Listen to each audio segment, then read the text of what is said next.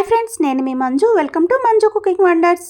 ఈరోజు మన వీడియోలో పన్నీర్ పులావ్ చూపించబోతున్నానండి. కుక్కర్లో చాలా ఈజీగా తొందరగా ప్రిపేర్ చేసుకోవచ్చు. తక్కువ టైంలో మీకు లంచ్ బాక్స్ పెట్టాలనుకుంటే ఈ పన్నీర్ పులావ్ ట్రై చేయండి, చాలా బాగుంటుంది. ముందుగా ప్రెషర్ కుక్కర్లో 2 టేబుల్ స్పూన్ల నెయ్యి వేసుకొని, ఇది హీట్ అయ్యాక కొద్దిగా ఉప్పు వేసుకొని పన్నీర్ని క్యూబ్స్ లాగా కట్ చేసుకొని ఫ్రై చేసుకోవాలి. ఉప్పు వేసుకోవడం వల్ల పన్నీర్ వేయించుకునేటప్పుడు అడుగంటుకోకుండా ఈజీగా ఫ్రై చేసుకోవచ్చు.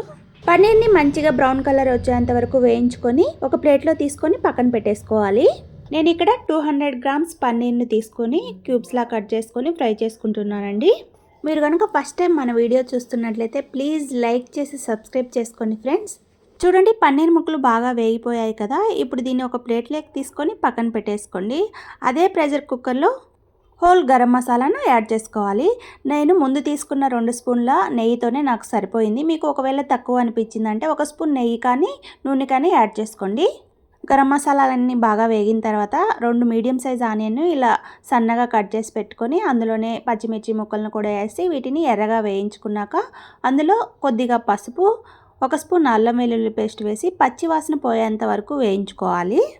ఇలా 2 మినిట్స్ పాటు వేయించుకున్నాక ఇందులో మనం ముందుగా ఫ్రై చేసి పెట్టుకున్న పన్నీర్ క్యూబ్స్ని యాడ్ చేసుకొని అందులో 1 spoon red chilli powder, 1 spoon paneer biryani మసాలాని యాడ్ చేసుకోండి.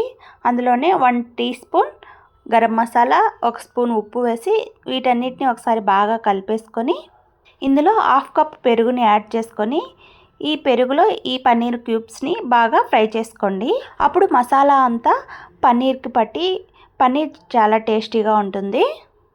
పన్నీర్కి బాగా ఈ మసాలా అంతా పట్టిన తర్వాత ఇందులో మనం ముందుగా నానబెట్టుకున్న రైస్ని యాడ్ చేసుకోవాలి. నేను 1 అవర్ ముందే బాస్మతి రైస్ని నానబెట్టుకున్నానండి. నేను రైస్ కుక్కర్ కప్తో 3 కప్పుల రైస్ తీసుకొని నానబెట్టుకున్నాను. వాటర్ అంతా వంచేసి యాడ్ చేసుకోవాలి. దీన్ని అంతటిని ఇలా ఒకసారి సర్దేసుకొని నేను 3 కప్పులకి 4.5 కప్పు వాటర్ యాడ్ చేసుకుంటున్నాను.